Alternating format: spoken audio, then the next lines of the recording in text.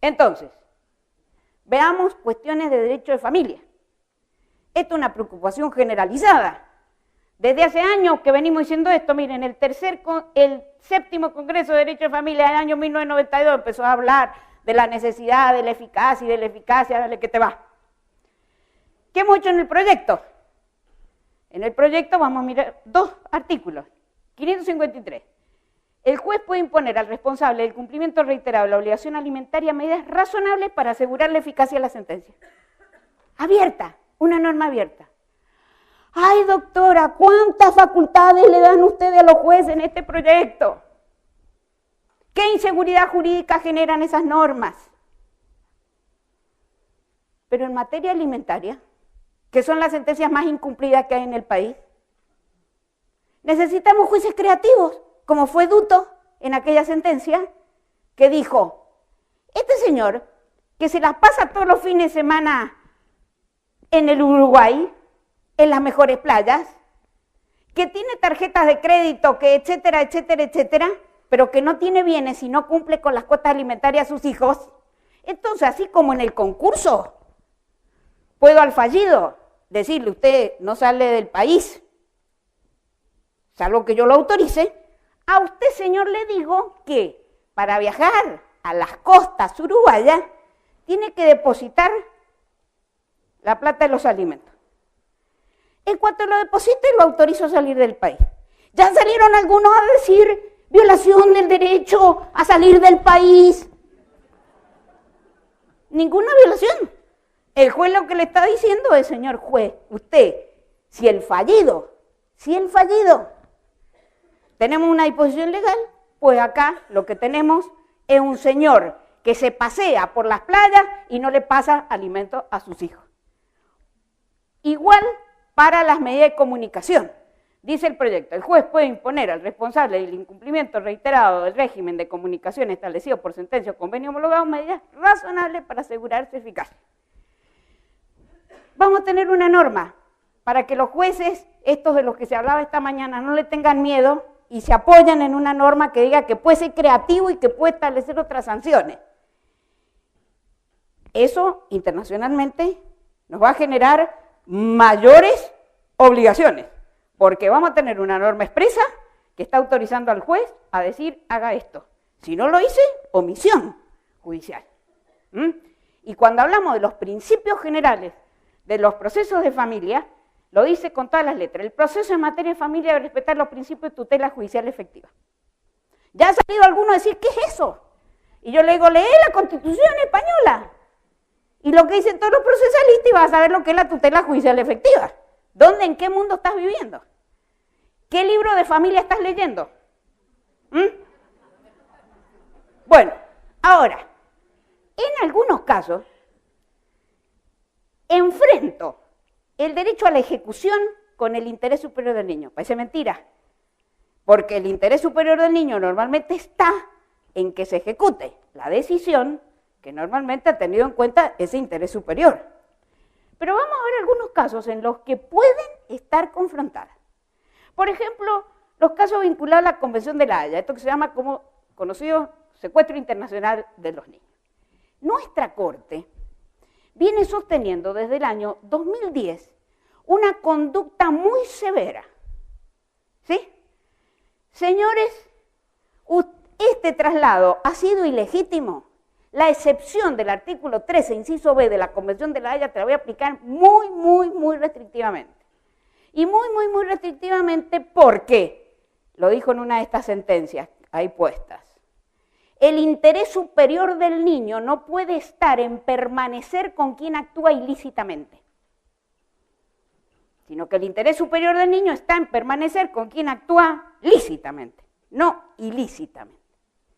Sin embargo, esta posición dura de la Corte, que es la que le da eficacia al sistema de la Convención de la Haya, porque una posición demasiado flexible, pues la Convención de la Haya se nos va al diablo, porque además la Corte siempre dice, mire, no le estoy diciendo quién es el que mejor se encuentra para custodiar a este niño, tener la guarda, etcétera, etcétera. Lo que le estoy diciendo, vaya al juez del país del que usted salió ilegítimamente, que ese es el juez que le va a decir quién es el mejor padre para la custodia. Pero ya este año encontramos un voto en disidencia del doctor Zaffaroni, flexibilizando ese criterio, analizando si en el caso concreto ese traslado pudo, no pudo, que salió de España y que no le habían fijado un plazo. En mayo, fines de mayo, otra sentencia ya de la Corte empieza a flexibilizar, pero el 11 de junio, hace ahora 3 días, volvió otra vez a la tesis dura. Insistimos, tesis dura, mayor eficacia. Pero lo que quiero tratar ahora, si me queda algunos minutos todavía, es si esa dureza de nuestra Corte, que siempre hemos apoyado, ojo, responde o no a la jurisprudencia más reciente del Tribunal Europeo de Derechos Humanos.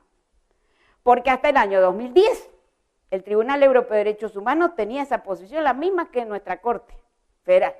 Pero en el año 2010, en julio del 2010, dicta esta sentencia bastante extraña, que es el caso de un matrimonio, ella es suiza, viven en Israel, los dos son judíos, no tiene problema, tienen un hijo, pero el marido entra en una de estas sectas ultraortodoxas del judaísmo. Y en esa ultraortodoxia del judaísmo es esta mujer que es judía, pero que no acepta la ortodoxia, ultraortodoxia. Empiezan las discusiones y ella en determinado momento tiene miedo de que él saque el niño de Israel para afuera. Y ella misma es la que pide a los jueces que no se lo deje salir a él con el niño, que no se lo deje salir al niño, ¿sí?, de Israel, por el temor de la madre que él se lo lleva. Pero aquí que después es ella la que se quiere ir y volverse a Suiza, donde viven sus padres, donde vive su padre, porque él no trabaja, se dedica a hacer evangelización por la calle, que eso en el judaísmo no existe, eso no es así. No es una religión el judaísmo que voy a la calle buscando, como otras religiones. Entonces, pero él se dedica a eso, no tiene fondo, no tiene nada, le critica a ella que si es la que trabaja pero que no es suficientemente ortodoxa en la comida, cuando es ella la que gana para que coman todo, y toda esta serie de cosas. Entonces ella decide volverse a Suiza porque no aguanta más. Le dicen, no señora, acá hay una prohibición de salida. Bueno, sí, pero es que esa prohibición de salida... No. Bueno, entonces sale ilegítimamente y se va. Y se va.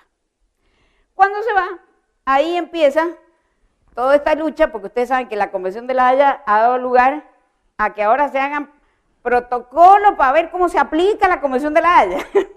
De tan mal que se aplica y de tanto que demora. Entonces, bueno...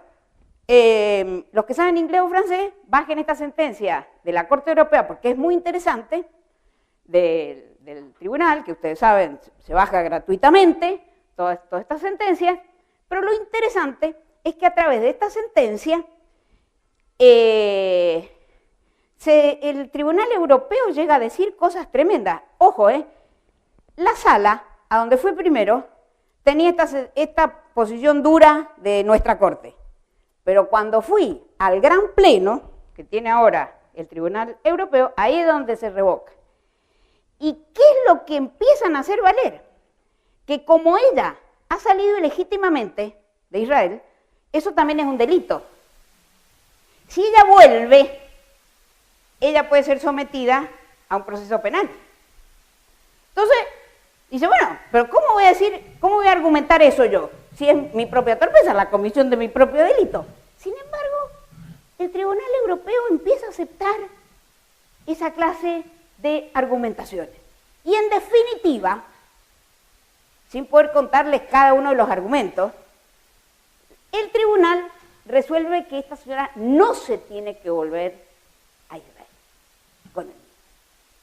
Entonces, por supuesto, los grandes defensores de la Convención de La Haya, que recordemos es del año 1980, entonces se ha criticado muchísimo esa decisión porque dice, mire, la justicia suiza tardó 2 años en resolver el tema, consuelo para nosotros también, incentiva las malas costumbres, las malas conductas, etcétera, etcétera. Pero el argumento central del Tribunal Europeo fue: la Convención de La Haya de 1980 no está en el vacío. La Convención de La Haya de 1980 se integra a un sistema internacional de derechos humanos donde está la Convención Internacional de los Derechos del Niño, etcétera, etcétera, donde el principio mayor es el del interés superior del niño. Y en este caso el interés superior del niño está por encima de este trámite y dice otra cosa. El Tribunal Europeo, la Convención de La Haya tiene naturaleza procesal. Y acá de lo que estamos hablando son de los derechos sustanciales. Bueno, si ustedes se pueden imaginar el escándalo romano que ha ocasionado esta sentencia, porque debilita notoriamente a la Convención de La Haya. Y lo cierto es que después de esta sentencia, dictó esas otras 8 que yo encontré. A lo mejor hay más, pero las que yo encontré son estas otras 8 sentencias, y no le aplicó el criterio de la Suiza en esas a las que yo le puse no. En todas las demás, sí. O sea que el Tribunal Europeo viene de alguna manera flexibilizando, como parece flexibilizar el voto del doctor Zaffaroni en la sentencia que les puse. Entonces estos serían casos en los que la mayor eficacia puede llegar a vulnerar el interés superior en esa interpretación.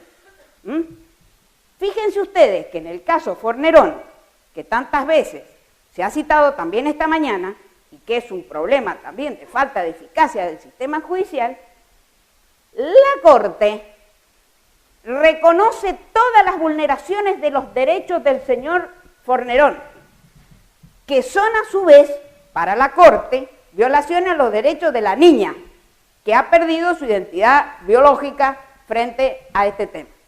Sin embargo, ¿qué dice la Corte Interamericana? No puedo ordenar que esta niña se vaya con el señor Fornerón. Han pasado 12 años.